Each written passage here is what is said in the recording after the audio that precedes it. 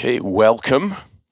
I think we've got a bit of competition from the bar, which I try to counter, but sometimes even with our collective charm and sex appeal, we cannot compete against beer, and such is life. But I think that we can see people in the audience, and just because it's quite bright light.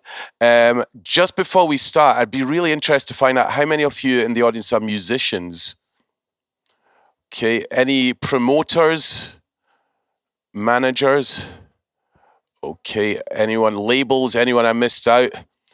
Okay, so that's it's good to know. It's just so that we can really tailor this short session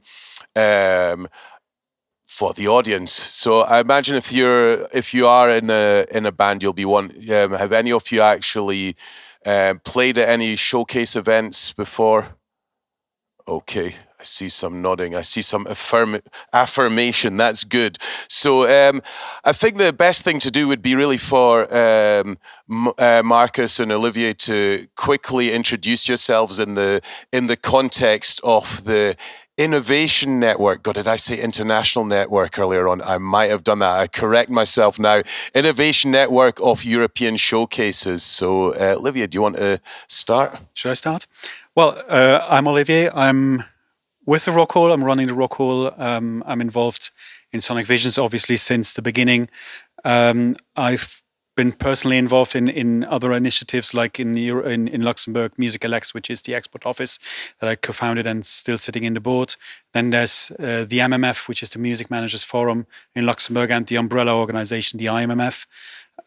With the Rockhal, we've been involved for 3 years, and we're going to talk about this, I think, tomorrow in Live Europe, which is a European co-funded project in the Creative Europe context that we've been leading over 3 years now, and we've been renewed for another 4 years. We're very proud and happy about that. We've known each other for a very long time, and we've been at the Rockhal and with Sonic Visions very involved in trying to create an environment where emerging talent can evolve, can be developed, can learn, can network. This is why we created Sonic Visions. So at some point it came along that we met quite a time also before the INES initiative, and we shared that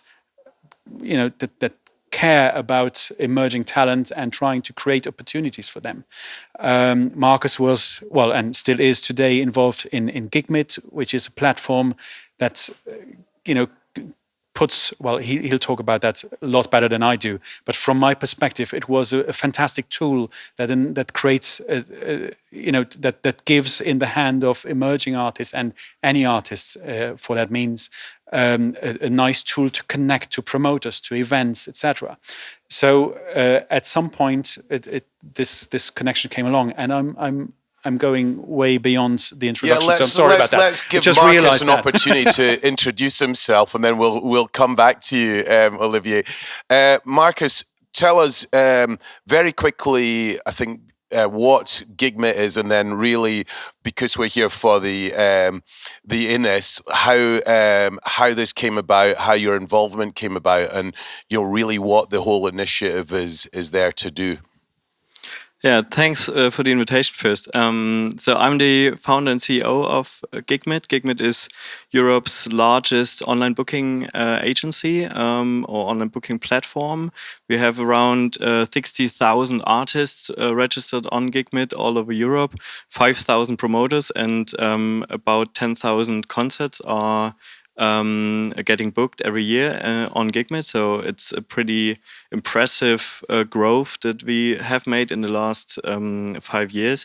And the main user base that we have is emerging talent, and that's and we obviously care about our users. So it's a very important task for us all the time to think what we can do better, like Olivier said, to help emerging talent to grow. And on the other hand, when we developed gigmit, we have been worked with the Berlin Music Week, which used to be like Germany's second or third biggest showcase festival. So we've been really strong in on the technology side of things to help showcase festivals to go through artists, select artists, and book new talent. So it was a nice coincidence that we had on one side like a platform that's really useful for showcase festivals, and on the other side a lot of emerging talent already, and it's still going on. So there are between 1,000 and 2,000 artists every month that register on gigmit, and so it's growing really fast. And so let's get okay. right. So we're kind of 10 minutes in, and we've still not really got to what Innovation Network of European Showcases is about. So can you tell us? We've got here that there's several different events that are part of it. Who are they, and which are the events? So we start with that, and then let's go into how your involvement with it and what your aims are with it as well. Yeah, before INES, there were showcase festivals using gigmit, smaller showcase festivals, and so we discovered them just through just on gigmit and seeing how they use it. So then we want to see more and learn more about it, and we decided to fly to those festivals and discover them. And then we figured out, okay, there are a lot of great showcase festivals in Europe happening, and they do their work with a lot of passion, and they are really good in getting the local music scene involved and the local music professionals from their country involved. But there's something missing, some link to the European market. That's what we felt being there. And that's kind of the basic idea of creating a certain European network of those showcase festivals to strengthen them, to kind of connect them closer. And for when we had this initial idea, we reached out to almost all showcase festivals, but we found got in touch with 8 really promising ones and really interested ones. One is the Sonic Vision Festival, and there are 7 others. One is the Liverpool Sound City in the UK. One is the Live at Heart in Sweden. One is the Westvale Lab in Portugal. Then Monkey Week is involved in Spain. Then we have a Ment Festival involved in Slovenia, a Waves Festival in Austria, Spring Break in Poland. Yeah, I think that's it. And so this kind of group are the founding members together with gigmit as a technology partner from Germany. So how does it work? When Melt Festival takes place, does everyone do all the other events in the network go to Melt and pick an Austrian act, or is there an obligation for them to take an act? Does it work as an exchange, or is it more informal? It is a little formal, but it's not. It's not like you must do stuff. And the live part is just a part of it. It's the live part. It's the conference part, and in the live context, it's like all the partners, they establish a list of the most promising bands of their territory, because obviously we're supposed to know them. And then the other partners, they create slots, as many as they can, on their lineup, and then they will pick amongst these. So as Marcus just said, it's 8 partners. So do the math. It's going to be a pool of many bands. So you will pick, and you will pick the best ones that would fit in your context of your event. It's the same thing. We strongly believe, and all the other partners in INES do the same, that it's not worth putting a band on where there's no audience for them. It's not something that we want to do. So we try and pick the bands that would be the best in our context, in our territory, and in our markets. At the same time, we want to promote that pool of bands and give them additional opportunities to play before other audiences, before other markets, and then a great thing about the project is that's going to be, well, great and challenging at the same time, because there's going to be a lot of traveling for all the partner festivals, because we're going to visit all the other members.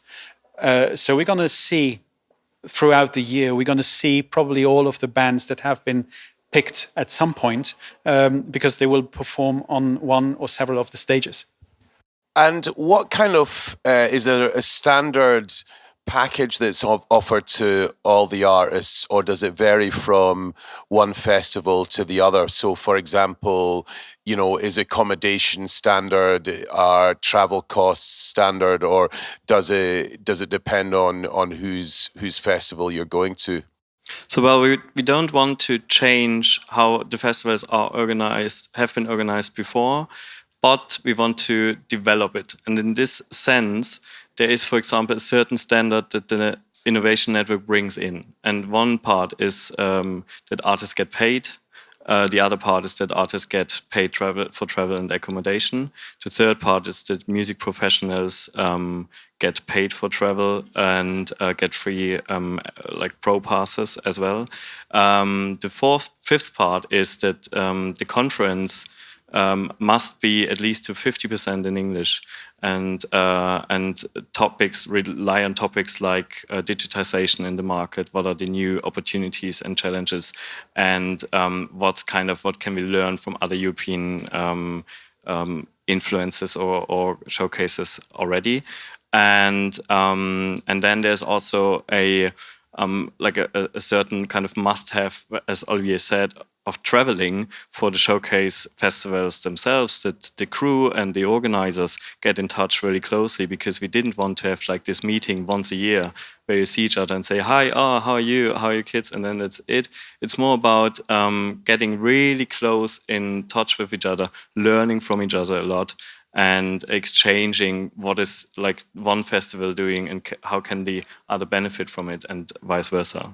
And how does gigmit support the travel costs then? Because I imagine that if you've got a festival and you have to pay for 7 or 8 acts from across Europe to come and play at your festival, it's going to sort of pretty much exhaust your budget in some cases. I'm imagining more with the smaller events. Is that something that you then sponsor, or do you have a travel partner that helps with it? How does the finance of that work?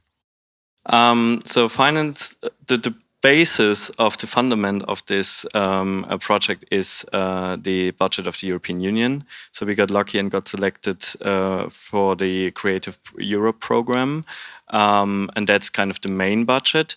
It's one half, as it's usual for European fundings. So the other half comes from all the members. So gigmit contributes money to the project as well as all the showcases. And you really see that every showcase festival, as they are financially involved in the project, really believe in that's important to help music professionals and talents. So that's it. We don't have a travel partner now. It's a good idea. We are working on it. Maybe Luxair will sponsor the whole thing. But no, for now, it's the contribution of all the partners and the European Union. Can I add something to it? It's a core of European co-funded mechanisms that you're not getting money to do something, but if you do something already and it is great and it is convincing, then you get some additional money to do it better. And I think that's what we do in this case. All these festivals have existed. We're in our 10th year at Sonic Visions. Other festivals are like, and we already do a lot of this.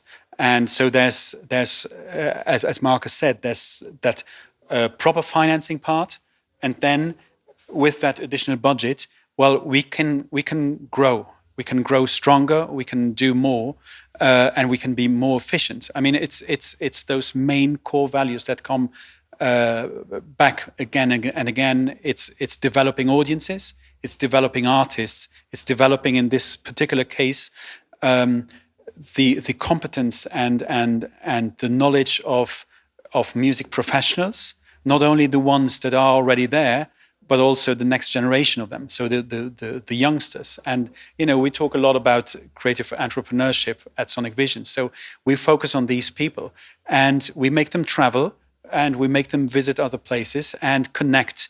And at the end of the day, we contribute to helping expand their business, develop their business. And I think it's a fantastic project that connects to these European ideas. We've been involved in some of them already over the last year, so I know a bit of it, and I think this is it's expanding opportunities. And do you plan to expand the network? I mean, is this something? Have you got goals for expanding the network or doing any other things around the network that you want to build on?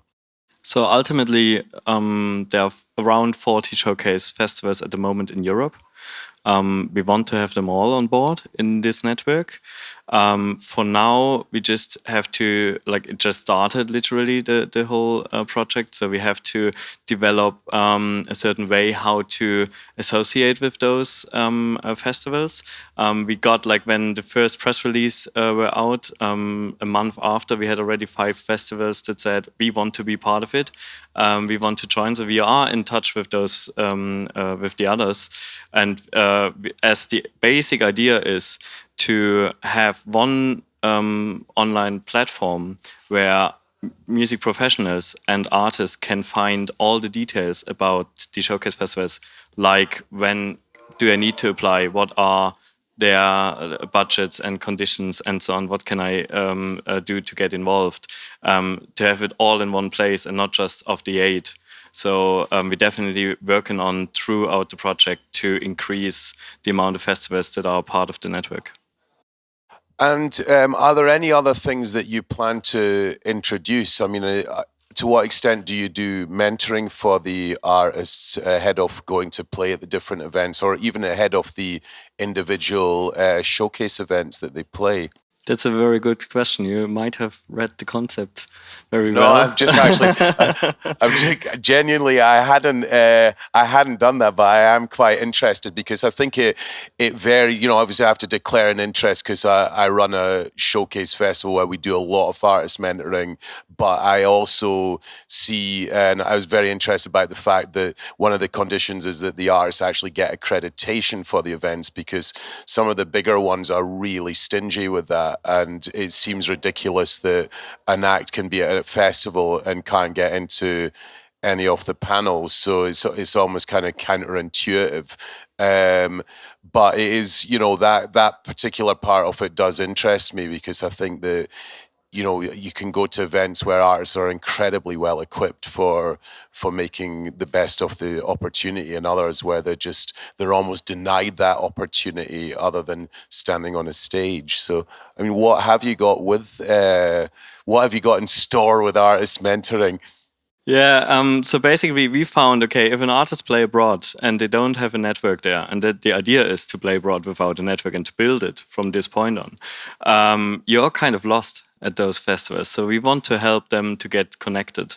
So there's one thing that there's a kind of a preparation series of webinars that we have with all the artists, run by experts that help you kind of how to break through in another market and what to get most out of a showcase event. And then at the event, there will always be a networking session, like an INES networking, where we get all the artists involved to get kind of an better networking than just being at around the conference.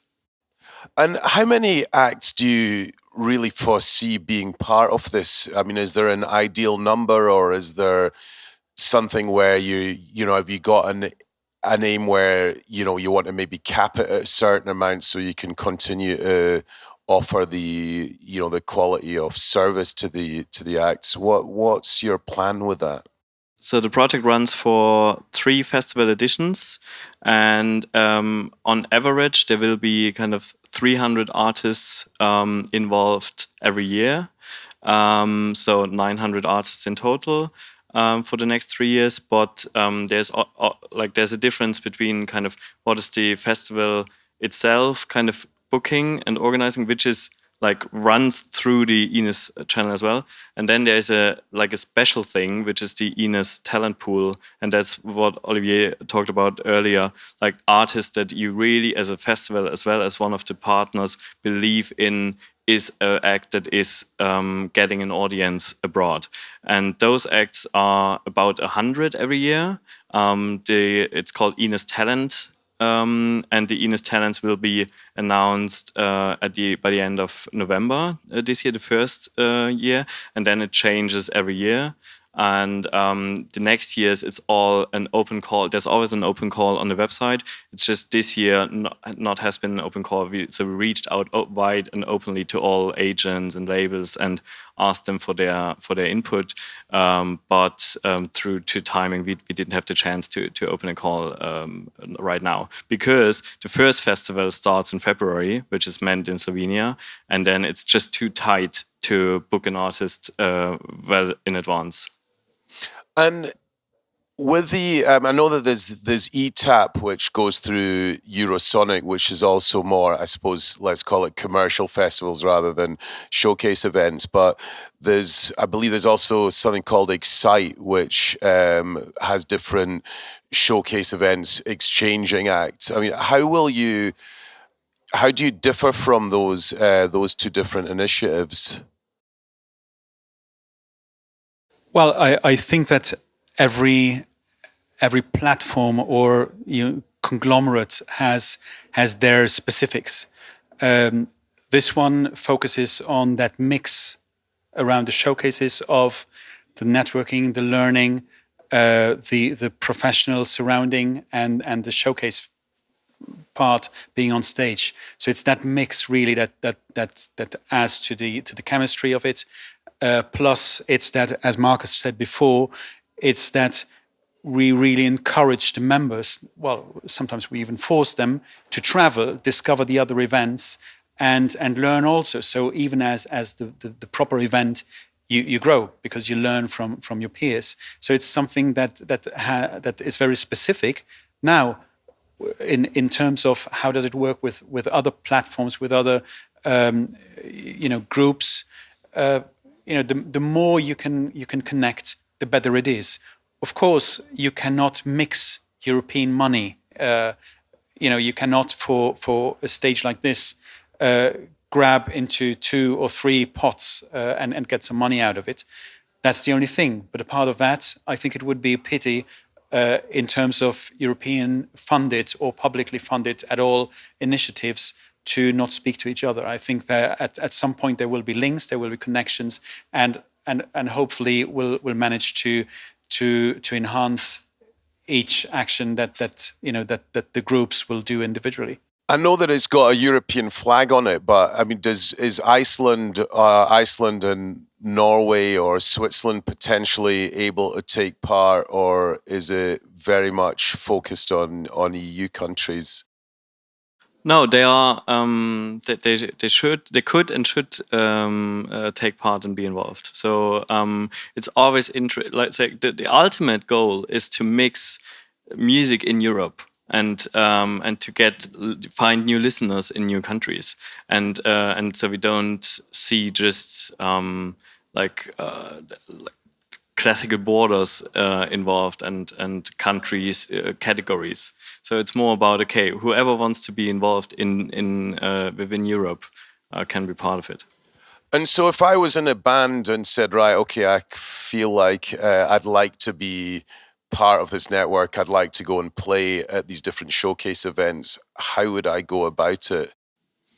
You just go to the website mainly. The website there is a website there, but it's like the first landing page, so to say.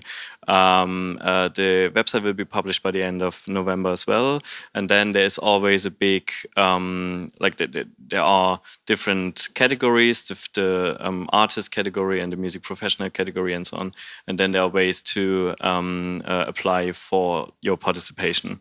And it's really easy and quick, and it's developing throughout the years. So it's also one part of the project that we develop the technology and make it really easy for artists and music professionals to get connected with the festivals.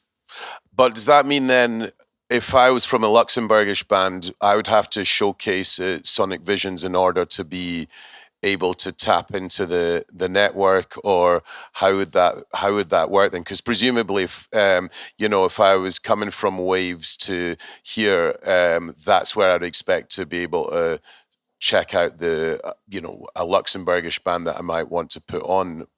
What's the dynamic for that?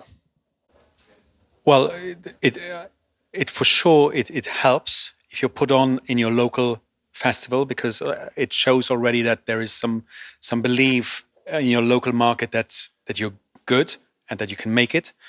But it's correct me if I'm wrong, but it's not mandatory. You can, as you just said, you can just tap into or go through the website and then apply to the different festivals. But there's that second way, which is that it's not an approval, but that sponsorship that you would get from your local festival, of course. But I think it's not mandatory to play here in order to be able to play somewhere else. It's more the other way around, actually. It's more that we encourage the festivals to book artists from abroad.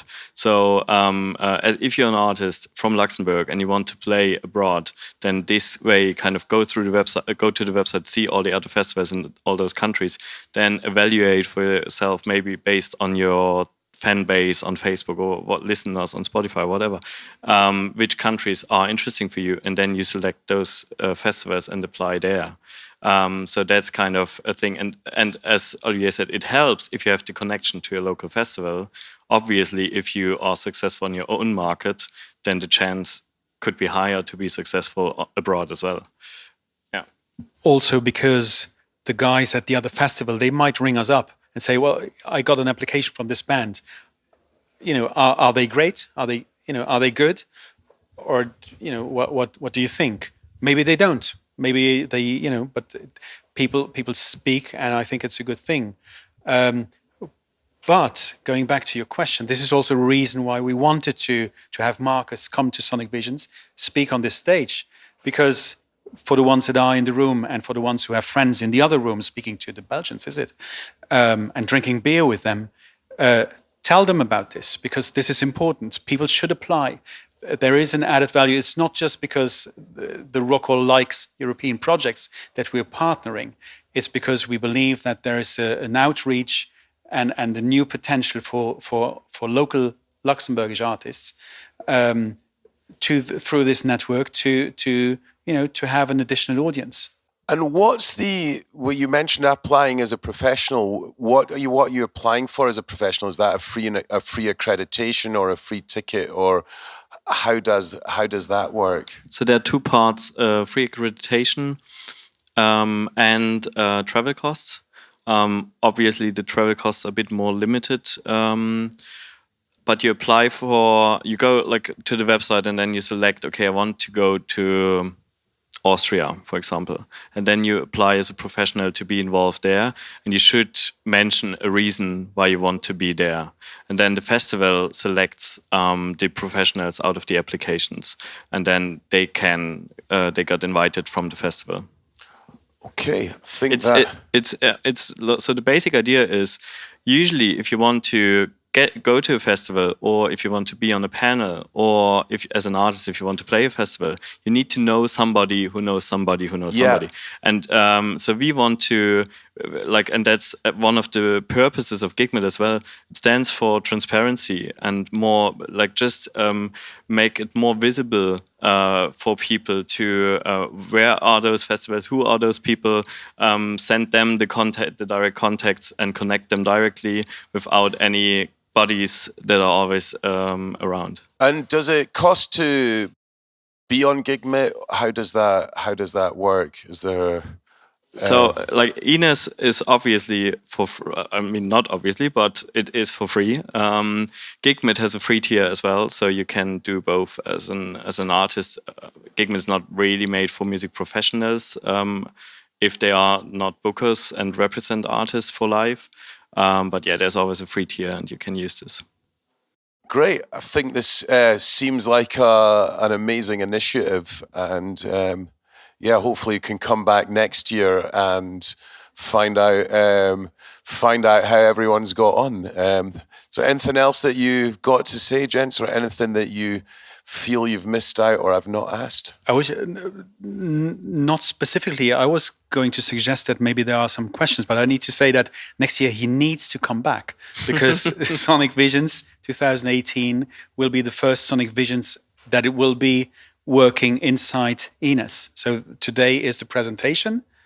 That's right. It's okay, actually. We can squeeze in a question because I've got my next panel in 10 minutes, but...